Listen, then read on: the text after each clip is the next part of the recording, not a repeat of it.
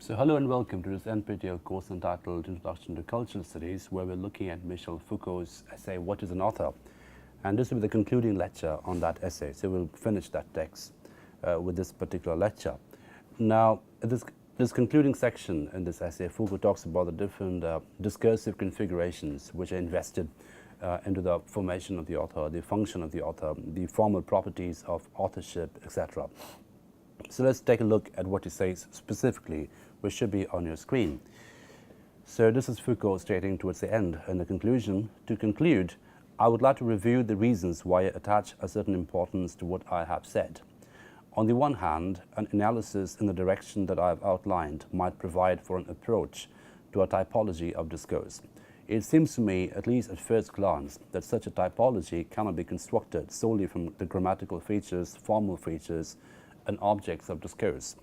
More likely, there exist properties of relationships peculiar to discourse, not reducible to the rules of grammar and logic, and one must use these to distinguish the major categories of discourse. So again, one of the lovely things which this particular essay does is it keeps vacillating between specific arguments and generic arguments. So this is a very good essay if one is to study discourse analysis, right? So not just authorship, not just what is an author, but also what is a discourse, what are the properties of a discourse. So Foucault quite clearly says over here that it's not just sufficient to talk about the formal properties of the discourse or the grammatical properties of a discourse or the typology of a discourse, but rather one must really unpack the relationships which are invested in a discourse, because those relationships are those which are invested in the function of that discourse. So relationships become very important.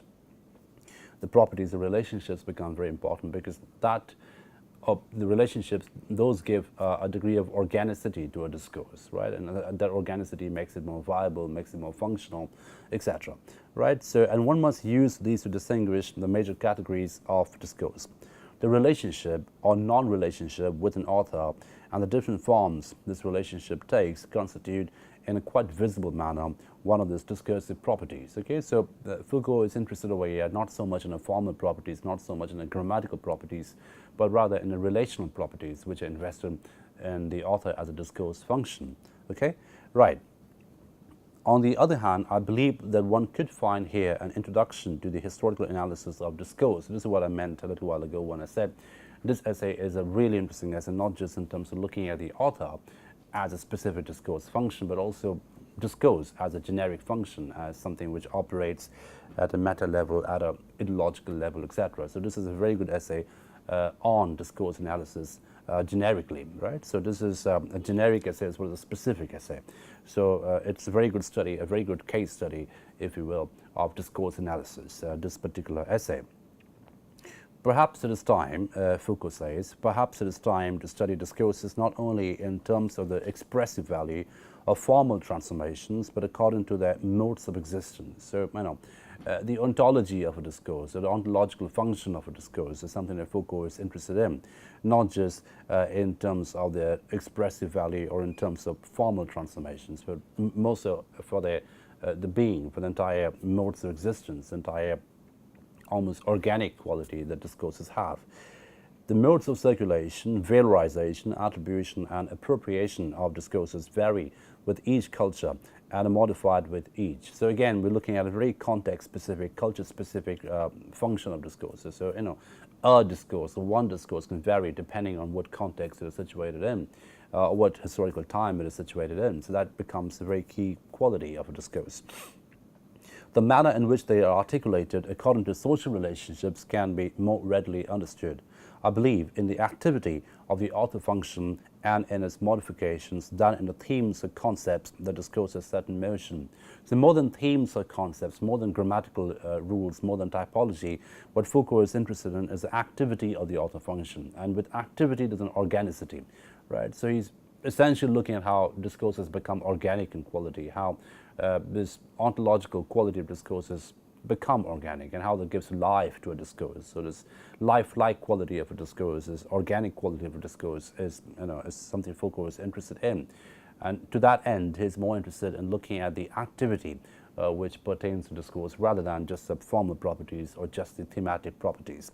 Okay, so the activity of the author function is something Foucault spend some time in this particular essay exploring and unpacking, and that's something he's highlighting at this point in the conclusion. Okay, it would seem that one could also, beginning with an analysis of this type, re-examine the privileges of the subject. I realized that in undertaking the internal and architectonic analysis of a work, architectonic as a structural analysis of a work, be it a literary text, philosophical system, or scientific work, and setting aside biographical and psychological references, one has already called back into question the absolute character and founding role of the subject. Still, perhaps one must return to this question not in order to re-establish the theme of an originating subject, but to grasp the subject's points of insertion, modes of functioning, and systems of dependency. So again, look at the almost human qualities that Foucault is given to a discourse. The subject, of course, is a discursive function, but Foucault over here is more interested in looking at the subject's points of insertion, modes of functioning, and system of dependencies. So in a very interesting sense, this particular section, the conclusion to what is an author, it draws on, it's interested in not just looking at the stylistic or grammatical properties of a discourse, but also, to a certain extent, the emotional qualities of a discourse. So how are these emotional dependencies created? How does a discourse establish an economy of emotions, which give life to it, which invests life to it, makes it more organic, makes it more lifelike, makes it more active in quality. And Foucault is interested, obviously, in the activity of a discourse per se. And that activity, if we need to unpack that activity, what we should be looking at, according to Foucault, is the system of dependencies, discursive dependencies, but also emotional dependencies, also human relational dependencies that a discourse finds manages to establish if it becomes a successful discourse. Doing so means overturning the traditional problem, no longer raising the questions: how can a free subject penetrate the density of things and give it meaning? How can it activate the rules of a language from within and thus give rise to a design set properly its own?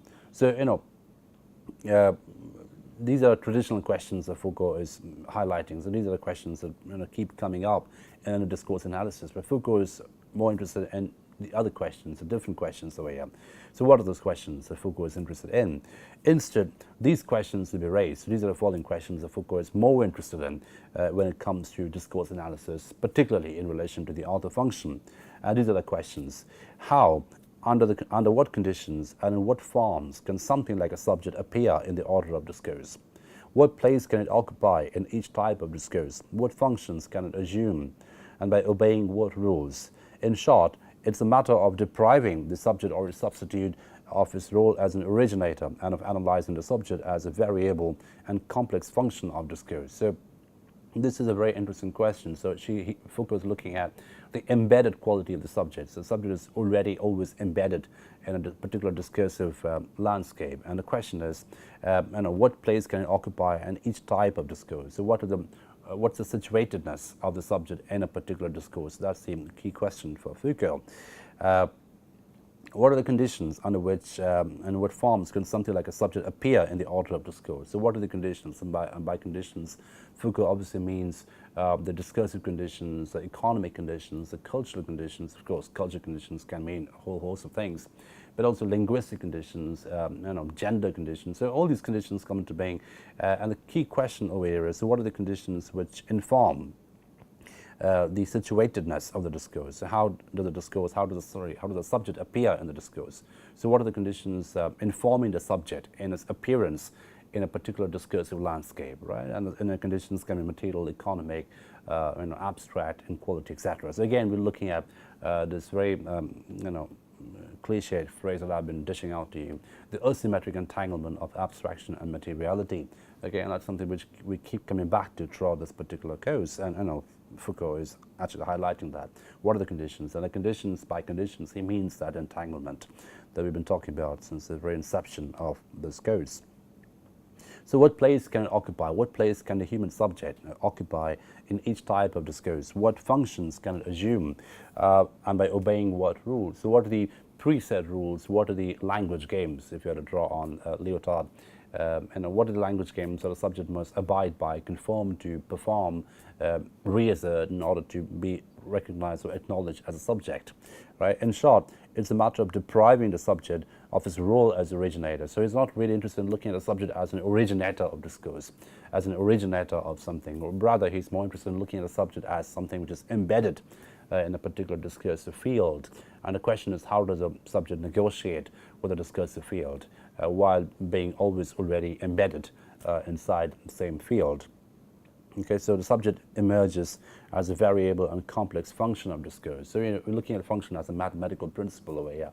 So the subject is embedded in the particular discursive field, and the question is, how does the subject emerge as a variable, as a complex function of that particular discursive field? So these are the questions that Foucault is interested in asking. The subject's situatedness in a particular discursive field, what are the conditions which inform the situatedness? And by conditions, he means material, economic, abstract, ideological, linguistic, all kinds of conditions. So what are the conditions which inform the situatedness, the location of the subject in a discursive field? What are the rules that a subject must obey in a discursive field? And of course, the rules keep changing all the time, depending on the historical context, depending on the cultural context.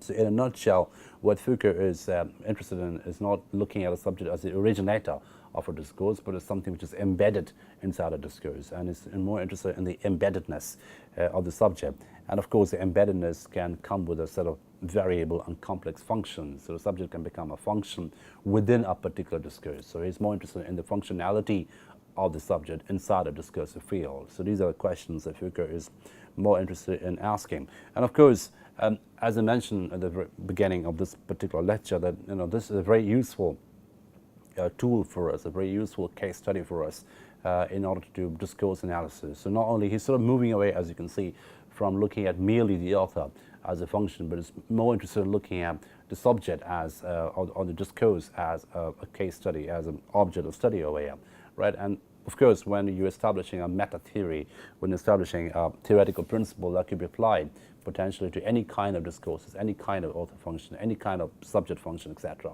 So what we have in this particular essay is a very interesting technique, a very interesting case study, a very interesting method of discourse analysis, which Foucault is offering us, moving away from the specific study of the author to a more general study, a more meta study, a more generic study of discourse.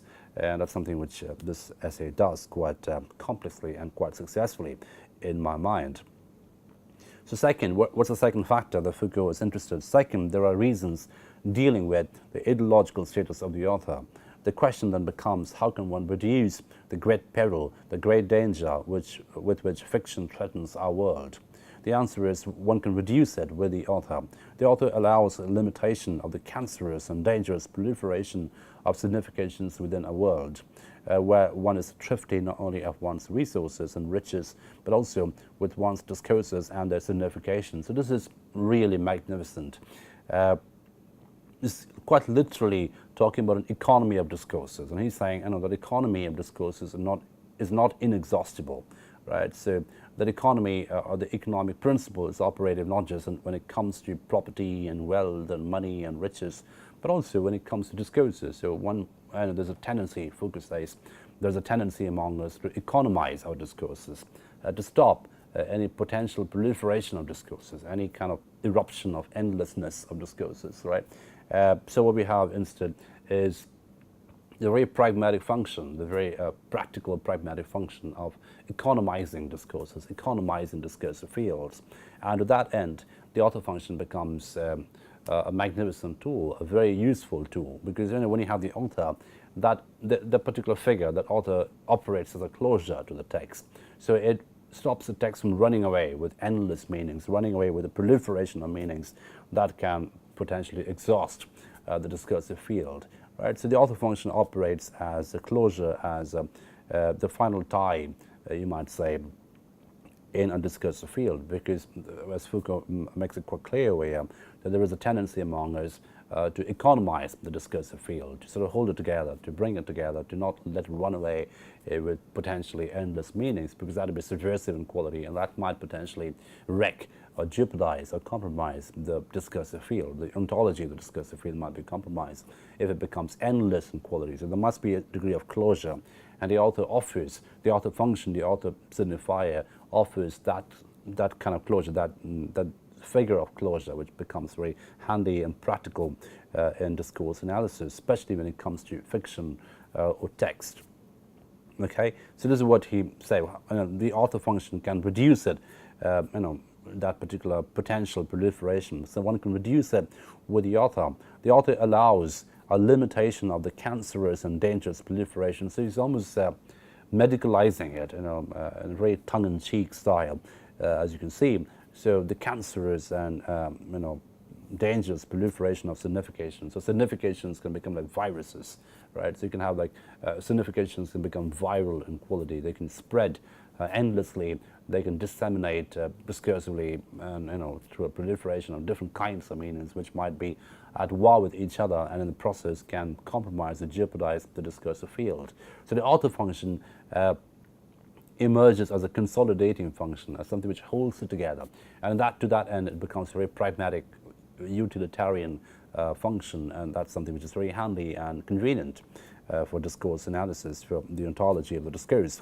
So the author is a principle or thrift in the proliferation of meaning. So the author, again, look at the economic metaphors Foucault was using in terms of looking at thrift, profit, savings, etc. So one must save discourses. One must look at discourse as some kind of a data bank or money bank, which one must not spend endlessly. So if that happens, the discursive field becomes weak, according to Foucault. So the author becomes very handy, a very convenient tool to be thrifty when it comes to discourses, not to be spendthrift, not to be wasting away discourses. So the author becomes a unifying strategy to a great extent.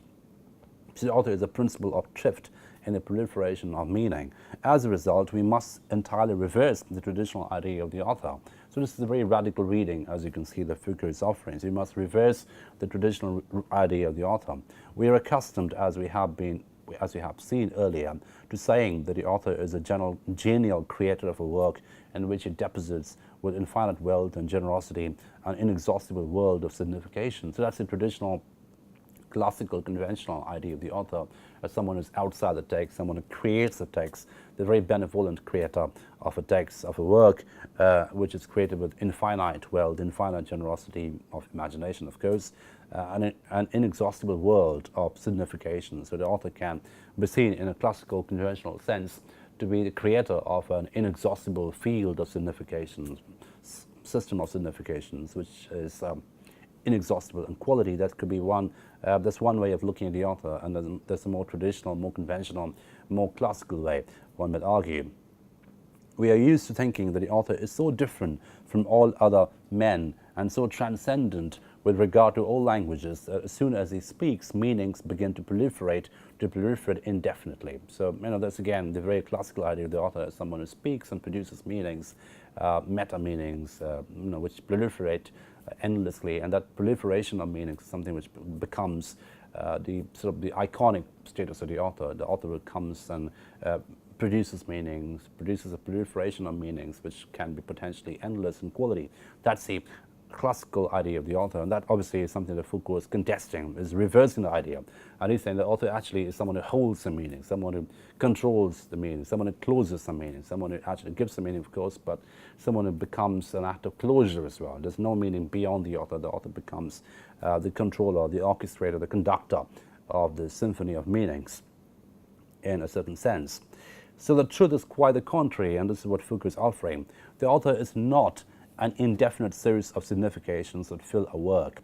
The author does not precede the works. He is a certain functional principle by which, in our culture, one limits, excludes, and chooses, in short, by which one impedes the free circulation, the free manipulation, the free composition, decomposition, and recomposition of fiction. This is a beautiful definition of the author. So the author is not someone who stands outside the text and gives birth to the text and makes the text infinite in quality, semiotically speaking.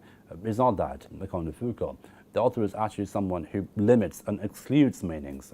The author is someone who maps meanings. So the author becomes a mapper of meaning.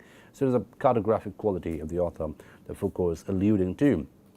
And that cartographic quality, that mapping of meaning, that orchestration, the conduction of meaning, the conductor quality of the author is used. It's very handy because it impedes, it stops free circulation. It stops endless circulation. So the endlessness of semiotic signification is stopped by the authors. The author becomes a controller, an orchestrator, a conductor of that circulation, and that particular author function also preserves the text from being an endless proliferation, semiotically speaking. Okay, so that becomes a controlling function, right?